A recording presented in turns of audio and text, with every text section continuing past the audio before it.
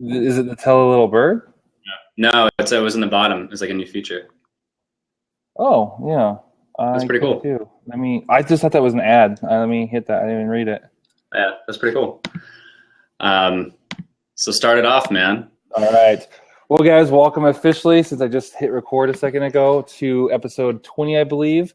Great to be back. We obviously missed last week. Mike and I were both on the road, and Yeah. I was supposed to be here already, but part of what the topic is, I got kind of screwed over by a moving company and had to switch moving companies like 2 days after I was supposed to already be on the road. So fun times. Wow. Wow. So okay, real quick, like this is weird because the last time we did this, we were both on the West Coast, Yeah. and now we are both on the East Coast. So where are you? I can see out your window a little bit, and it looks different than Portland. But where are you? Yeah, I'm in Jersey. I'm in my old office where I used to work before I left. Is it weird to be back after so Yeah. long? Fucking really weird. It's so weird right now. Like everything looks like it's like I left yesterday, and then came back, and everything looks exactly the same. I mean, obviously it would. It's not like everything's going to change, but I feel exactly the same as when I left. It's like I didn't even leave, so I'm like, oh, I got to remember that I left. How far are you? I think we're the same distance from each other now. As from before? Yeah, because you're in Richmond or close to Richmond, right? Yeah, my address. I'm actually. It depends on. I'm either Henrico or Richmond. I could go either because apparently they're fighting over my address of whether or not I'm in the city of Richmond or if I'm in the county of Henrico. It's kind of weird. Really? Yeah, so like you can use either. And the only difference is like if I'm gonna like buy something on Amazon, I can put Henrico and Henrico gets the taxes, or if I put Richmond, it still comes to me, but Richmond gets the taxes. Wow. So it's like I have power. Apparently, wow. We're a 6-hour drive from each other. Not bad. That's closer than we were before, because if you were in Wow. Portland, that was like more of a 15-hour drive, I think. A 6-hour drive to me now is like nothing compared to The hell that we had to go through to get over here. Oh my god, it was awful. I can't imagine like you going with kids. That must have been really bad. And our car was packed full of stuff because of the whole storage drama. We ended up not having as much space, so like there was more. We tried, and then just knowing that it was going to take time to get here, we had to like pack enough for 4 of us to live off of for a week or two. And it was just like the car drove differently. Like you could visibly see it lower, the back end lower on the tires, and it just felt like, when you get in someone else's car and you're like, oh, this feels different. You get back in your car like, oh, this is my car. My car didn't feel like my car because the way it handled was totally different from all the weight. Yeah, I can imagine. Yeah. So let's dive into this. So we want to discuss bad user experience, right? Or bad customer service. So yeah, the way everyone, I set it up was not just like, oh, I had a bad experience, right? But like, I want to talk specifically because I did not even know this existed, but apparently some people actually use bad service as a business model. I've learned this. Okay, so let me give you the lowdown on this company. So I've now learned, because I looked at a bunch of companies, Pods being one of them, and like being the best known brand, but originally I was looking at move a 4-bedroom house, and it was going to be like a lot of money to use Pods compared to other ones. So I decided to go for a cheaper company, which I won't ever do with moving again. Long story short, I sold a bunch of stuff, so it was a lot less. And I found this company, and they gave me a quote, and it was quite a bit less than like all the other companies. And they show up 4 hours late, so they're supposed to be there between like, I don't know, it was no later than 5. It was like between like 3 and 5, I think was the window. Okay. So we're like ready to go. Like most of my stuff's packed in the living room. There's a few things in the rest of the house, but like 80% of everything I own is in the living room.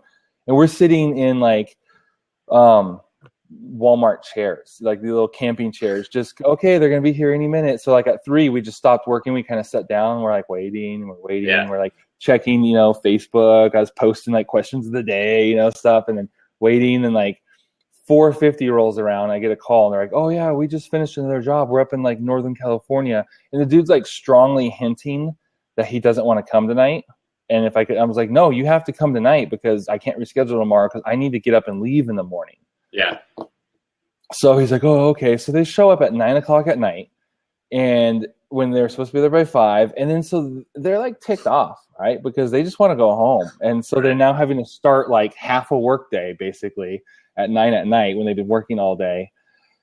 None of this is my fault as the customer, right? So then they walk in. Well, okay, so I asked specifically like a week before or a week and a half when I set all this up. The lady said, okay, so my wife normally packs like a lot of our clothes in garbage bags because, you know, you're trying to pack them, you know, in regular boxes. So that's just what she does. It's kind of weird, but that's what she does. Okay. And so I was like, I'm assuming that she won't be able to do that. And the lady's like, oh, no, that's fine. Really? Like she can pack? Yeah. She's like, as long as it's nothing hard, like no toys or hangers, but just regular clothes is totally fine in a trash bag. All right. You know, I don't have to be the one to tell her she has to get like 3 times those boxes as normal. Right. So the guys show up and the first thing they do is they look around and go, okay, all the black bags have to be repacked. And I was like, what? And here, how it works is the price, it covers everything except for packing. So like they will take things apart, they'll put things back together at the new place. It covers all that. It just doesn't cover like if it's like, okay, pack all that stuff into a box for me. So they're like, all the black bags have to be repacked. And I'm like, no, not happening. Like I checked with her and they go back and forth. Little piece of information I forgot to leave out. The day before, the company calls and says, oh, by the way, we're busy. We overbooked. So we have a subcontractor coming out to help you. Okay. You know, what am I going to do at this point? Oh, they're great. We work with them all the time. I mean, they had a very similar name. So I'm like, okay. I mean, you know, like if I guess like I would feel comfortable having Mike help me out with some video work. So it's like, okay, I guess like, you know, right.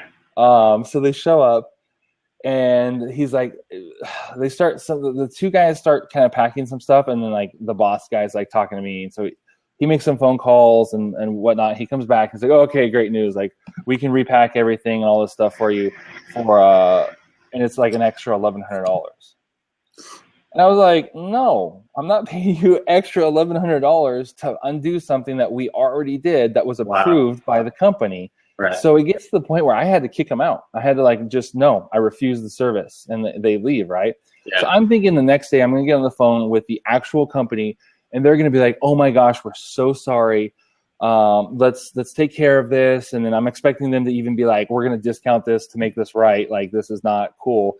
And they kind of did that a little bit like at first, but then they're like, okay, so now that company is wanting it to go from, so original price was like $1,700. And then they said, okay, now that we're here, we actually want $2,900. So they're like, okay, so now they want $3,500. So do you want them to come back out? And I was like, heck no. I was like, first off, and they're saying, well, because they've already been out there once, and so now they're needing more money. And I was like, whoa, listen. They are not to show up on my property. If they show up again, I'm calling the cops. You need to get your trucks out here. And they're trying to explain what happened. I'm like, no, that's fine. But here's the thing. Now it's your job to make it right. So get your trucks out here. And I expect to be compensated for this because it was going to be like the next day. So it's now I'm like a day and a half behind on the move. So get it out here. Well, I spent a day fighting with these people. And it goes from like, oh, yes, you're right. We want to take care of you. We're going to make this happen to basically like, we need the $3,500. And since we know that you don't have any other moving company this late of notice, you kind of you're stuck. Wow. I go back, I lose my cool. Like I'm like, I chewed this guy out and everything. You actually start swearing. No, I don't. That's not my vocabulary. But I was yelling and I was like, cause he was doing the whole, he's trying to pull NLP crap on me. And I'm like, like you're not going to try to like trick me into this. He's using catchphrases and that I recognize from that kind of slimy company that Gideon and I both worked for a little bit. And Gideon messaged me. He's like, I don't feel comfortable writing these emails the way they want me to write them. And so I was like, no, I totally recognize this.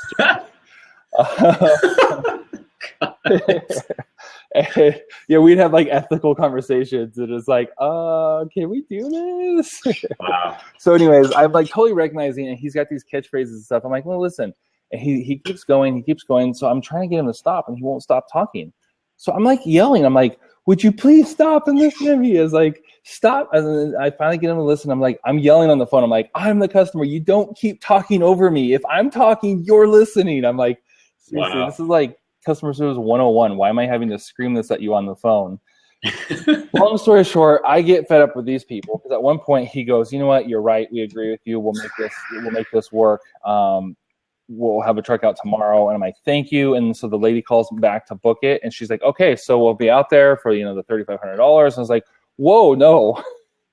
He agreed to the original price, and so he calls back. He's like, "No, you misunderstood me. Like, I said we'd go out and take care of it, and I just said I agreed with some of your points, but it's still the $3,500." And I was like, "What was the point of that whole conversation?" So all this to the point where I was like, I wouldn't even answer their phone calls. I'm like, when I get there and I'm settled, I'm gonna go talk to an attorney or something, see if I can do anything because this is ridiculous. So how did you get across country? Like, what did you use? I ended up having to call pods and pay like a lot of money. Like, so basically, did you pay more going with pods than you did with this other company? Mm-hmm. So just for the pure like reason of not utilizing them for their crap service, you went with a higher price. More money for less space. Jesus. With pods. You know, I was not using this company. It almost would be an interesting business model to start a business and then create a company that's your competitor and just have them be awful. Yeah. So everything, like you just give awful service and then that just drives service your way. And you're like, oh, we're here to save the day. Like we're the save the day company. So the other one is just like a person with a phone and an email. And like, that's it. That's like would be the easiest company in the world. I'm gonna do that. I'm gonna create like a competitor to like Powtoon. Yeah. Just be like $1,000 cheaper than what they have, and just have it just be completely awful service. I'll hire Morgan to just send really witty emails to him. Yeah. You know, you don't know he logged out. Okay, I'm not going to use Morgan now. So, that's crazy, dude, man. Yeah, and so then I'm in the process of doing some research and talking to some other people. Like, I'm just thinking this is like a company that just screwed up and was like not willing to pay for it. Like they wanted me to pay for them screwing up, which was frustrating enough. Well, then I start doing some research and talking to other people, which got me thinking.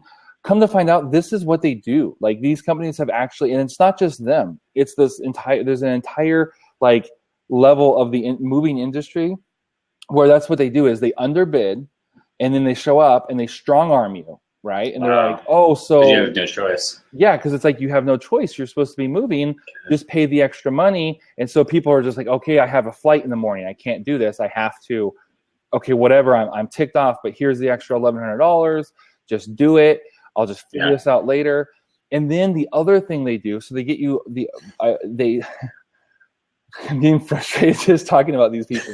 So the other thing they do, I feel like it's like there's like ISIS and there's no, I'm just kidding. It's not that bad, but it's oh God, we're gonna get attacked now. It is annoying though. So the other thing they do is if they don't get like apparently enough money from you up front, they will actually hold your stuff hostage.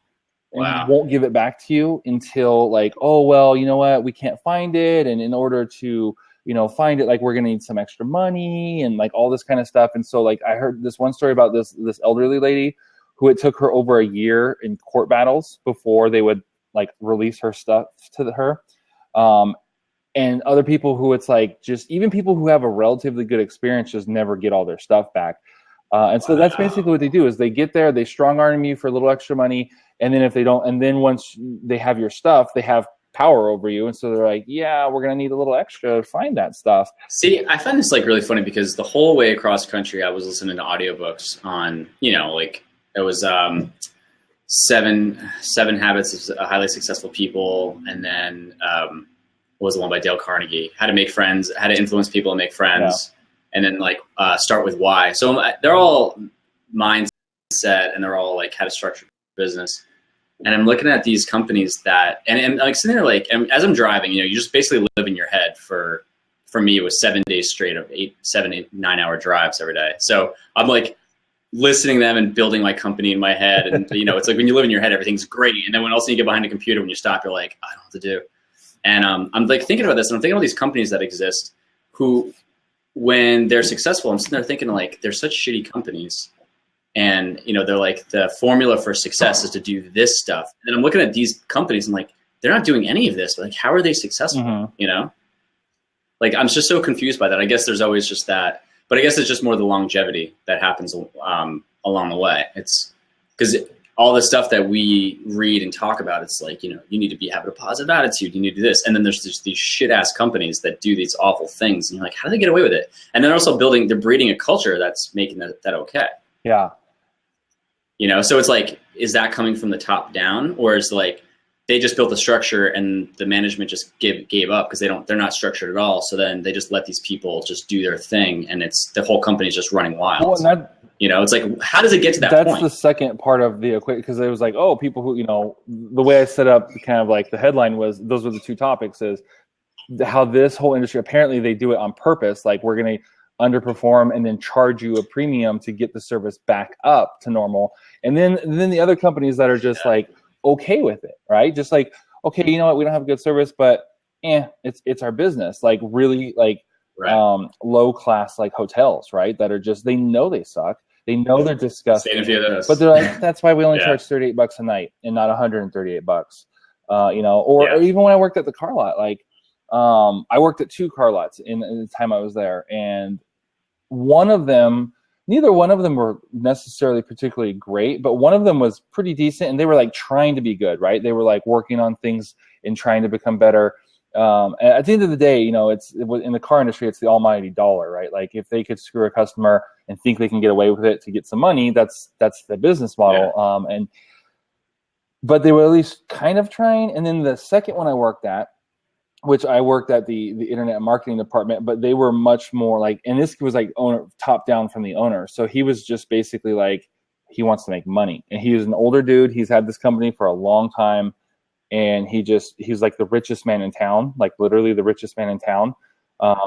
And it's like Roadhouse, where the guy was like the evil guy. It was really exactly. rich. I just watched that like a week ago too. So awesome. He was kind of like that, except for, and he was literally just, and so that's how right. So it's top down. So he basically was really crappy to the employees, and it was all about making money. And he didn't care about the employees, because I can fire you and then get 2 more guys in here tomorrow, and then whichever one makes more money. Right. And that was, they were like, when I got hired, within the year period before that, they'd had like turnover of like 200 and something employees, and it was like, okay, wow, like, so that basically every position was having turnover like 3 times a year, because they would get someone for a few months, and it's like, we'll just get someone new, whatever. And it was just about getting warm bodies in to be able to get, money from people. And it wasn't about the customer service. It was all about just getting the money and whatnot.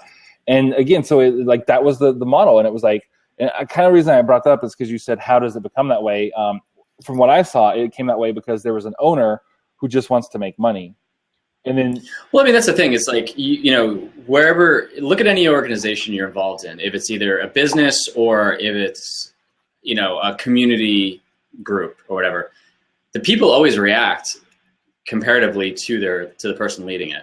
They'll have the same attitude. I remember I was at a gym a few years ago, and the owner, like, she was really good at her skill, but as a business, there was like, she wasn't connecting with her clients at all. And she just kind of led with an iron fist and was like, well, if you don't like it, she literally one time she pointed at the door. She was like, well, if you don't like it, there's the door, to people who paid her a premium to go to this thing.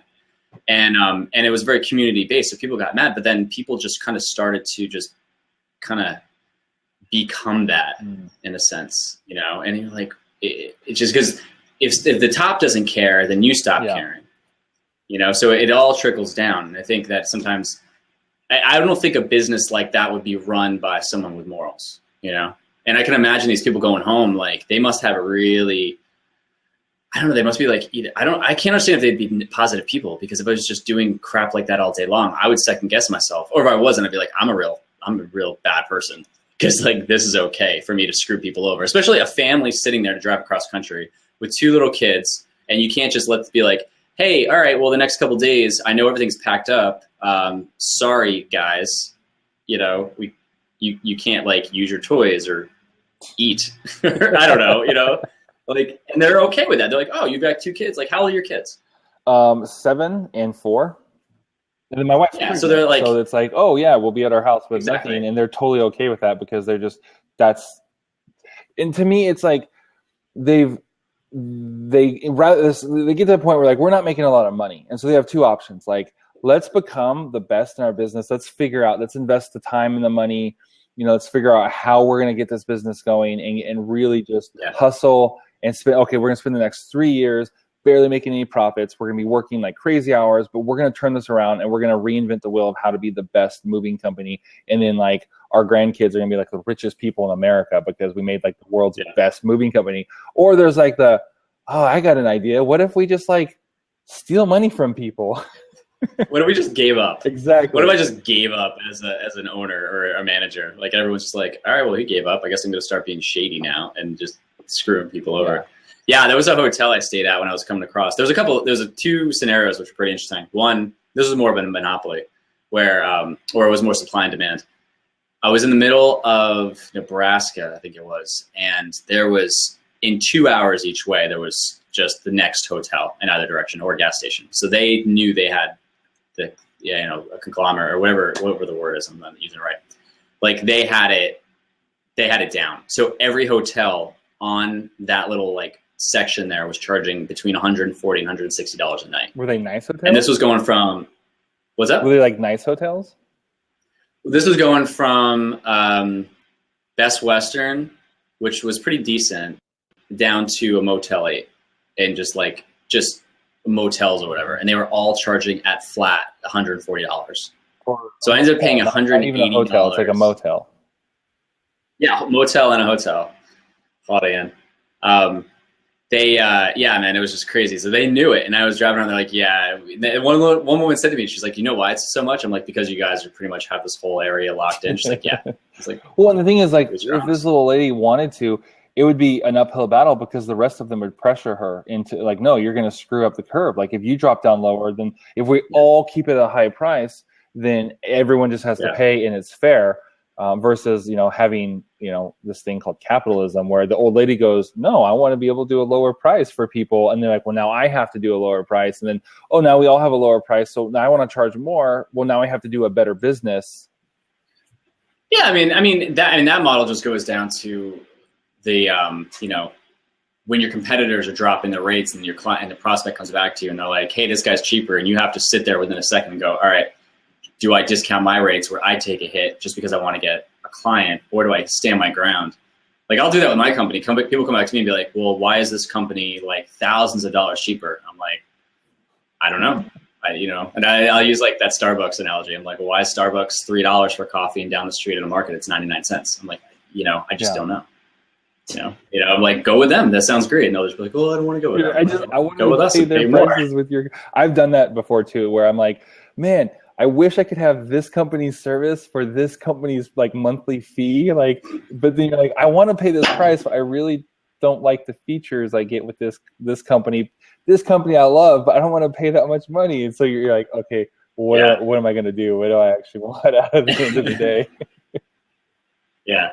Like, am I willing to pay it? Yeah. So that was really interesting. And then, not last night, the night before, I stayed at a hotel. Sorry. What's that? Something from being a kid. It just came out. Totally over my head. Kia or a Peeps positioning. Yeah. I hear you, Daniel.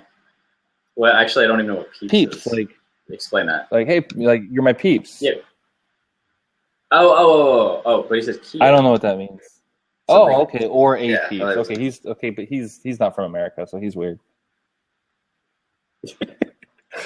Like that whole 411 conversation where the dude was like, I don't understand what you're saying. I was like, no, give people more information. Your post isn't informative, so it sounds spammy. He's like, give more. He's like, what's 411 mean? That's funny. Like, yeah. Us Americans are so much better, Daniel. Just kidding, buddy. So the other place I went to was in the middle of Pennsylvania, and it was in like, bumfuck, like nowhere. And there's this hotel I went to.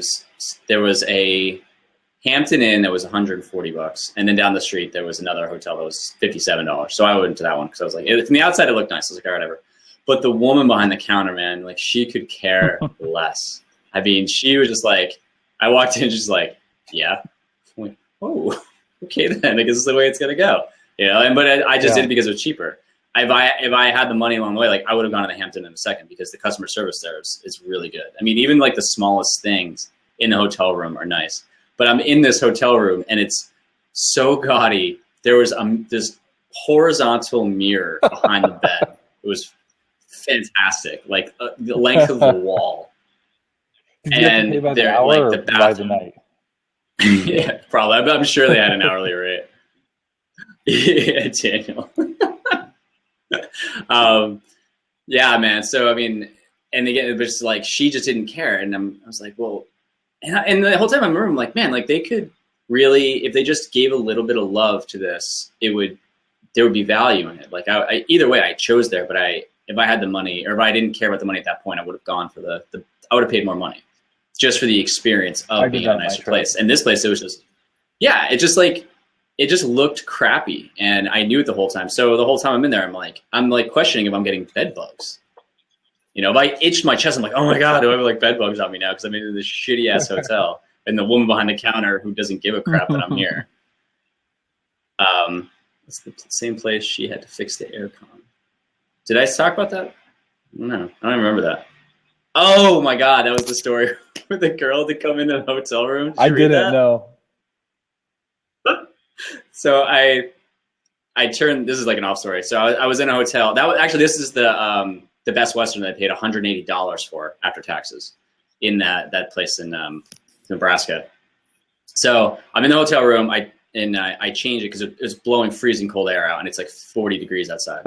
So I put it up to 72. It starts cranking in hot air, and I go to put it back down to the cold air, and it wasn't doing it. So I call the front desk and I'm like, hey, it's like the air is blowing hot right now, and it's like really hot in here. Can you come down and fix it? I don't know what it is. She's like, sure. So this like 20-something-year-old girl comes down, and she like comes in the room, and I'm sitting there, I'm like, oh God, like this is gonna look so weird. So there's two beds, and one towards the distance, it's got like, you know, I was in bed, so like the sheets like up and folded over, like hey, I'm getting ready to go to bed. And so she walks in, and she literally turned around. She's like trying to keep the door open. I'm like, you know, so it wouldn't close. I was like, oh God, like she's so freaked out. So I like literally went across the room and just sat down on the bed and just like, yeah, like take care of it. So she's like struggling to get out of there. I'm just like sitting in the bed with my hands folded. I'm like, don't worry, I'm not a creepy guy. And he's like trying so hard. It was so awkward. Is it working, or am I looking more creepy because I'm trying so hard not to be creepy? Oh man, it was so awkward. Yeah, it was absolutely ridiculous. Yeah. But yeah, so that was my story. It was fun. So yeah, this whole week was pretty interesting of just traveling across the country, because stories just happen along the way. Yeah. You know, actually, to go on customer service, actually, real quick, there was a guy driving a Mack truck, and everyone driving Mack trucks, I mean, obviously they're getting paid by a company to do that. So this guy, I'm driving, and I'm coming up to him, and all I see is like this out the window, right? For the whole time, I'm like creeping up to him. So here's the front, and like, so let's see how I can do it. So here's like his driver's side, and here's my driver's side. Like I'm coming up and seeing this, and the guy's just he's giving me the finger. I have no idea why. And I pass by him. He swerves into my lane, honks the horn, and swerves back in his lane. It's like, you know, an 18-wheeler. I'm like, what the hell is going on here? And then I stopped and got gas, and he passed me. I didn't get back in the road again, and I passed him. He did the same thing again. And I'm thinking to myself, like, dude, you're working for a company right now, and you're flipping me off, and I have no reason. I have no clue why. And I was on Facebook.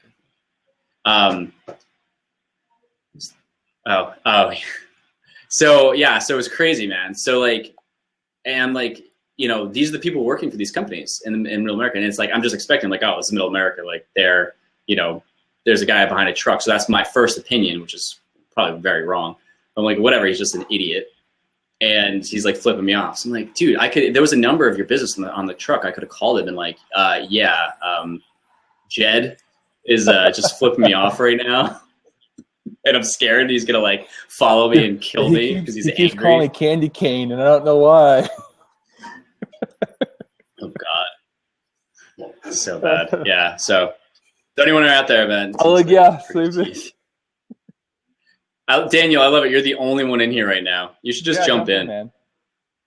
Jump in if you want. He's jumping in. Because like, I ended up paying a lot of money, going the opposite way with customer service. I ended up paying a ridiculous amount of money for a hotel, and loved every second of it because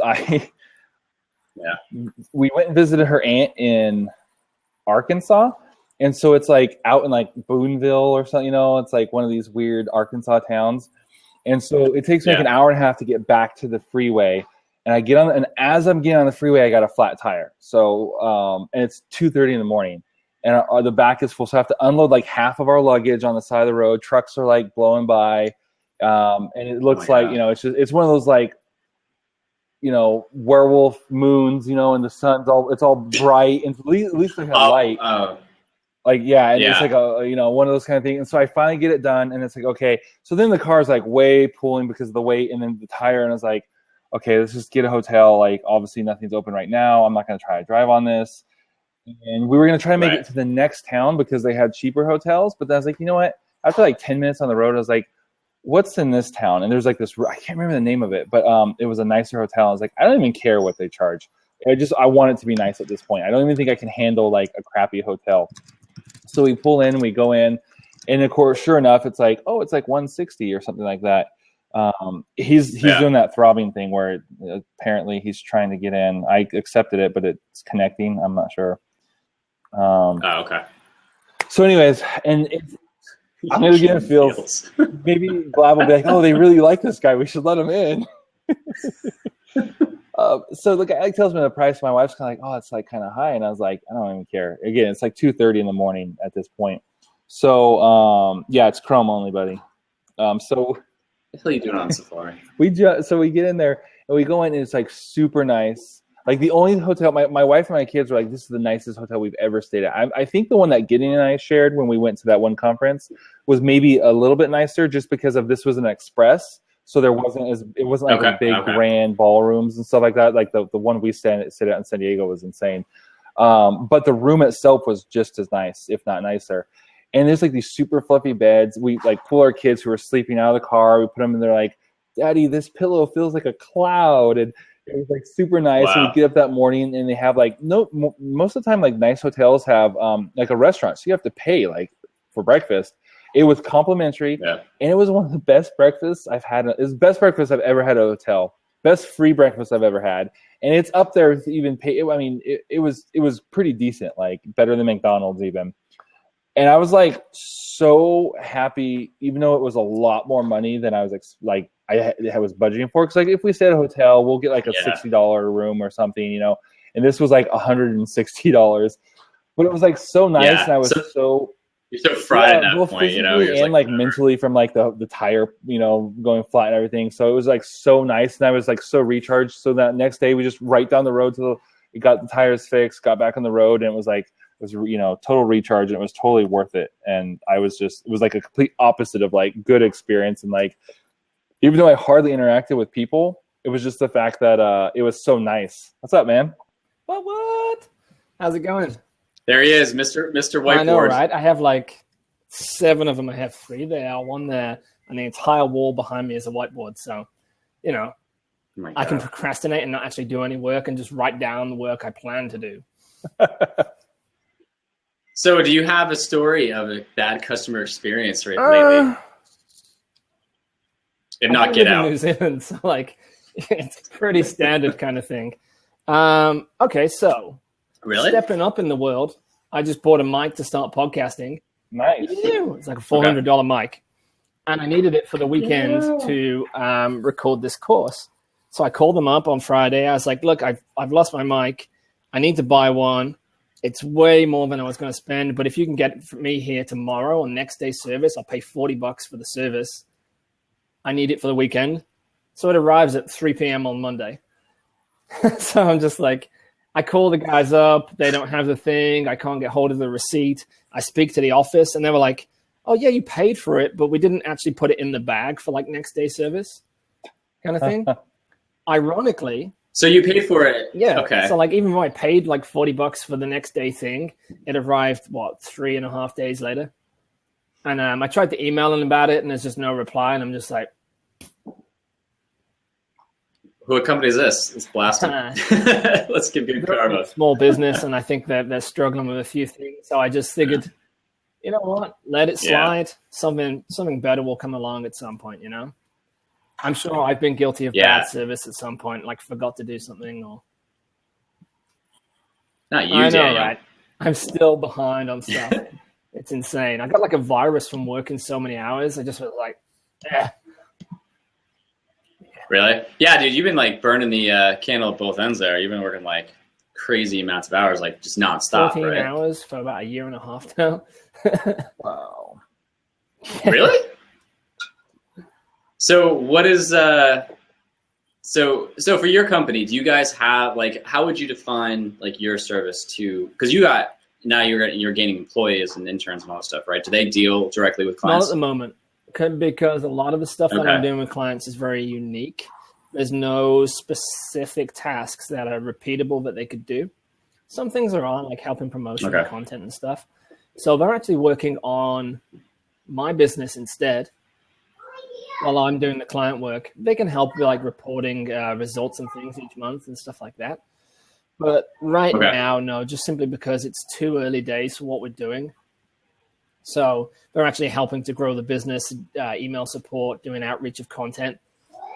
Lizzie does all the promotion of our articles and absolutely cranks it, man. I think we've got like 5 DA60 backlinks or guest post opportunities, which is huge. It's like Facebook is like a DA90 kind of thing. So these are like huge social channels with 10,000 people on their email list. And we've got guest posts like lined up for these guys.